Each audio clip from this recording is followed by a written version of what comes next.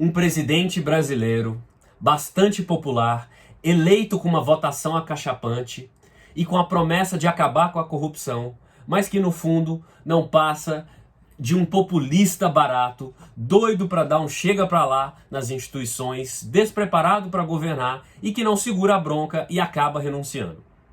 Não se anime, não estamos falando do Brasil do presente, mas sim do Brasil do passado, mais particularmente da figura de Jânio da Silva Quadros, aquele que governou o Brasil entre 1961 e 1961. Afinal, ele renunciou ao mandato com apenas 7 meses de governo, num dos episódios mais estranhos e insólitos da política brasileira. E olha que em matéria de coisa estranha a gente a tem aos montes na política. Pois é para falar disso que eu apareço aqui hoje. Muito prazer, minha caríssima, muito prazer, meu caríssimo. Eu sou Túlio Augustus, sociólogo e professor, e convido você a ser parte aqui dessa conversa, se inscrevendo aqui nesse pobre canal, deixando seu like aí no vídeo se você gostar e deixando suas impressões aí nos comentários. A renúncia do Jânio, você certamente já ouviu falar desse episódio, se não ouviu, tudo bem, tá no lugar certo. É daqueles episódios meio inexplicáveis, né? Porque não se tem uma motivação realmente definitiva, né? O Jânio não estava passando, o país não estava passando por um momento de crise tão aguda que pedisse uma saída tão drástica, né? Ele fez isso num arrobo meio translocado, como era típico do próprio Jânio Quadros, e que acabou deixando o país todo atônito. Eu faço essa interpretação desse momento muito particular da história do Brasil e que tem muitas lições a nos dar para o Brasil de hoje, à luz desse livro aqui, que se chama A Renúncia de Jânio, do Carlos Castelo Branco. Carlos, é um livro bastante pequeno, de uma leitura fácil, simples, mas muitíssimo instrutivo, que me esclareceu muitas coisas que em dezenas de outros livros sobre esse período eu não havia adquirido conhecimento, né? 2 fatos em particular que me foram muito bem esclarecidos aqui e que não são muito trazidos em outros momentos. Um desses fatos, inclusive, eu vou falar daqui a pouco, eu só descobri nesse livro aqui, e em modéstia à parte, eu já li um bocado de livros sobre esse período da história do Brasil. O Carlos Castelo Branco foi um dos maiores jornalistas políticos do Brasil e ele trabalhou no governo Jânio. Ele trabalhou ali na imprensa do governo Jânio, diretamente ali no Palácio do Planalto, durante os 7 meses de governo. Portanto, ele tem um depoimento ali de quem estava ali no olho do furacão. E, aliás, não confundir esse Castelo Branco com esse Castelo Branco aqui, tá? Esse aqui é o general Humberto de Alencar Castelo Branco, que foi também presidente do Brasil, depois do Jânio, anos depois do Jânio, que foi o primeiro dos presidentes da ditadura, ali a partir de 64. O Jânio foi presidente em 61, não confunda as duas coisas. E o Carlos Castelo Branco, ele inaugurou uma grande tradição de cobertura do poder, de cobertura da política diariamente. Ele teve colunas em muitos jornais brasileiros, Folha, Estadão, Jornal do Brasil, e na verdade todos os grandes jornalistas políticos hoje do Brasil, todos aí que você conhece, de alguma medida batem continência pro Carlos Castelo Branco, né? Que é uma figura importantíssima. Eu já li pouco dos textos dele, ele evidentemente não é da minha geração, ele morreu em 1993, nasceu na década de 20, mas eu já li alguns textos dele por conta de algum interesse, alguma outra coisa, e me chamaram muita atenção. O sujeito escrevia muito bem e era muitíssimo respeitado por todos os políticos da época, mesmo aqueles que o detestavam, o respeitavam muitíssimamente, né? A coluna de política dele era uma grande coisa de informação sobre a política na época. E eu faço a leitura trazendo aqui o Jânio por conta de uma outra biografia do Carlos Castelo Branco, autor desse livro, que é esse daqui. Todo esse imenso mar de liberdade, do Carlos Marque, A Dura Vida do Jornalista Carlos Castelo Branco. Um livro imprescindível se você gosta de história, se você gosta de história política, de história do Brasil, você deveria ler esse livro, né? Mesmo que você não conheça e não esteja tão interessado assim na vida do Castelo Branco. É uma aula de história do Brasil, de história da política do Brasil. É um livro muito interessante. Por isso eu fiquei mais tentado ainda ler esse livro, que já é um tanto antigo, para chegar às conclusões do governo Jânio. E esse livro esclarece um ponto muito obscuro para muita gente, que foram uma das motivações da renúncia do Jânio Quadros, né?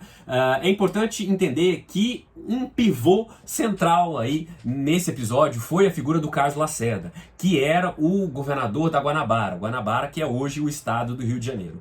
O Lacerda foi um dos políticos mais golpistas, mais mau caráter da história brasileira, mas extremamente habilidoso, extremamente inteligente, extremamente sagaz para a vida política. Ele foi o maior inimigo em vida do Getúlio Vargas, né? Há quem diga aí que o Getúlio só suicidou em 54, dando um tiro no peito por causa do Carlos Lacerda, né? O Carlos Lacerda esteve envolvido naquele episódio famoso do atentado na Rua Toneleiro, né? Do que ele foi vítima exatamente por ser um inimigo figadal do Getúlio. Enfim, e ele continuou como uma espécie de dono aí da UDN, que era a União Democrática Nacional, né, o grande partido da direita durante muitos anos no Brasil, até ser extinto pela ditadura. E o Lacerda foi se encontrar com o Jânio em 61, em agosto de 61, lembrando que o Jânio renunciou em 25 de agosto de 1961. E lá, numa reunião no Palácio do Planalto, ele foi levar ali um monte de queixas, um tanto pessoais, inclusive. O Jânio estava meio de saco cheio daquilo, queria despachar logo o Lacerda, tinha mais coisa para fazer, dando uns telefonemas, mandou o Lacerda se encontrar com outros ministros para resolver essas coisas. Inclusive, parece que ele foi resolver, pedir soluções ali para o Tribuna da Imprensa, que era o jornal dele. O Jânio, portanto, tenta despachá-lo e liga para um dos ministros e fala: olha, tira o Lacerda aqui, ele veio de mala e cuia para se hospedar aqui no Planalto, mas eu não quero que ele durma aqui, amanhã eu saio em viagem logo cedo. Me parece que o Jânio ia para o Rio de Janeiro no dia seguinte e não queria levar o Lacerda.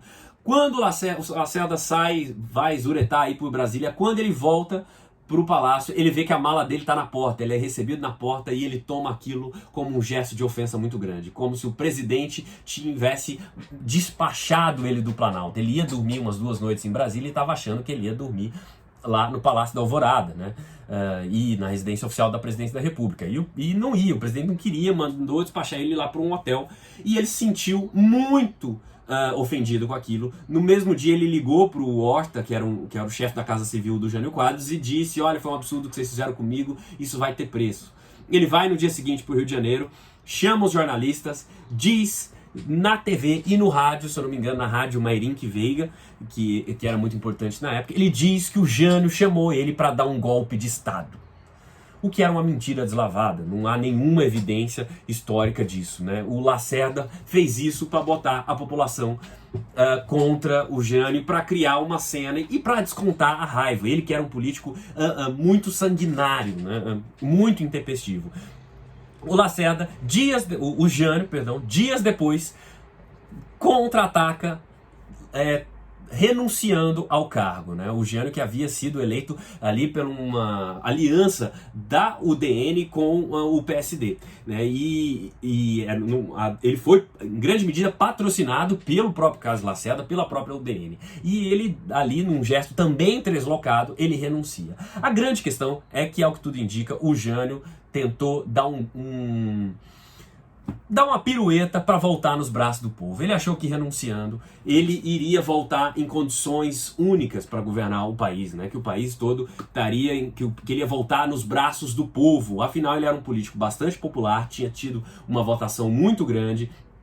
E ele era um político bastante translocado e muito afeito a essa coisa da renúncia, né? Ele já havia tentado renunciar quando foi prefeito de São Paulo, ele tinha ameaçado renunciar quando foi governador de São Paulo, e mais do que isso, é uma coisa que só descobri nesse livro, em muitos outros livros que eu já havia lido, nunca havia sido mencionado. Ele renunciou durante a campanha, em abril de 1960, já como candidato, ele renunciou, e toda a UDN se descabelou, e não, você não pode renunciar, você é o homem aí para enfrentar o Marechal Lott, você é o único que tem condições de ganhar e tudo mais. E aí ele volta meio por cima da carne seca, e concorre e é eleito presidente. Portanto, esse expediente da renúncia já é algo que estava na cabeça dele e que ele usava com certa frequência, né?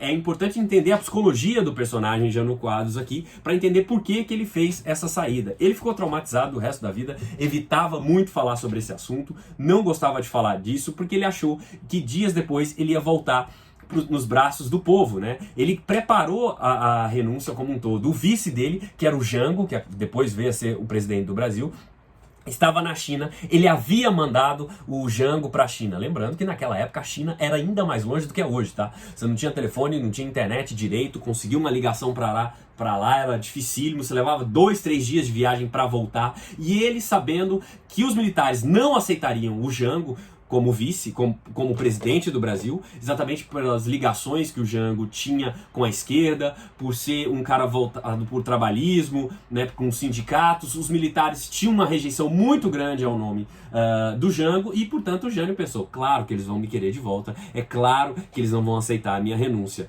E ele orquestrou tudo, despachou o Jango para a China. Na véspera ele ligou para Afonso Arinos, que era o ministro das Relações Exteriores, e perguntou, o Jânio tá onde mesmo? Aí o Arinos, tá em Hong Kong. Ele, pô, longe, né? Então tá, obrigado. Ou seja, ele tramou tudo. Há muitos depoimentos que convergem para isso, né?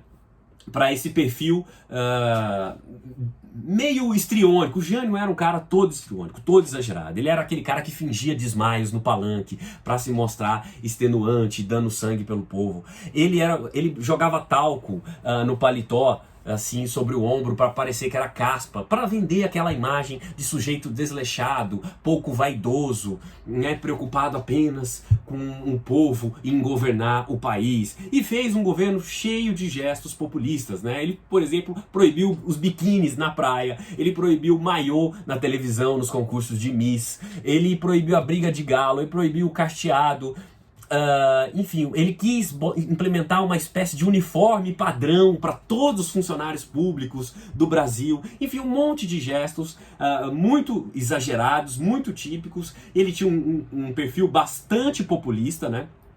Muito exagerado, e entendia que a política devia ser exercida nessa linguagem. E de fato isso deu muito certo para ele, né? Afinal ele havia sido eleito prefeito de São Paulo, depois governador, em seguida presidente da República, sempre escalando de uma maneira crescente. Ele fez um governo meio dúbio, porque ele era um cara francamente anticomunista, mas teve uma política externa bastante independente, que reatou as relações com a União Soviética e com a China, né? Vale mencionar que num período de extrema polarização, estamos vivendo aí o ápice da Guerra Fria.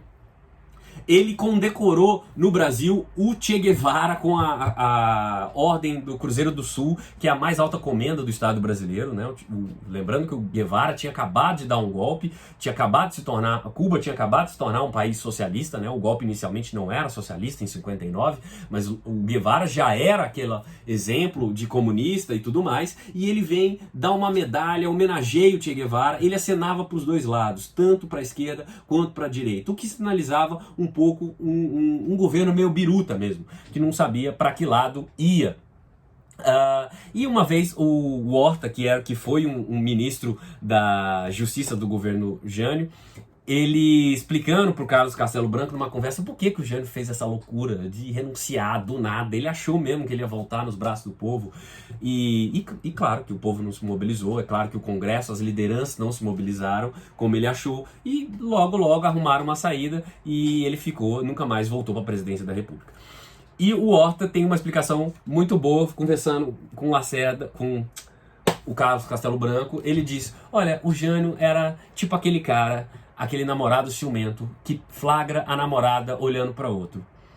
Ele podia simplesmente dar uma bronca com a namorada, ele podia terminar com a namorada, ele podia ir lá e dar uma surra no cara que estava olhando com a namorada, mas não, ele vai, tira um revólver e mata a namorada. Ou seja, ele sempre prefere as soluções drásticas, exageradas e erradas para as questões, para os problemas. O Jânio era esse cara que, ao invés de terminar com a namorada, arrumar uma solução mais simples, ele vai lá e quer matar a namorada por conta de um gesto de ciúme. Enfim, essa é a melhor definição da loucura contida nesse gesto histriônico do Jânio, e que é um dos episódios mais marcantes da história do Brasil. O vídeo ficou um pouco longo, tinha muito mais coisa para falar, mas já falei demais. Se você entendeu um pouco mais desse momento, não deixe de se inscrever aqui nesse canal, deixar o seu like aqui, deixar suas impressões nos comentários. Eu apareço na próxima.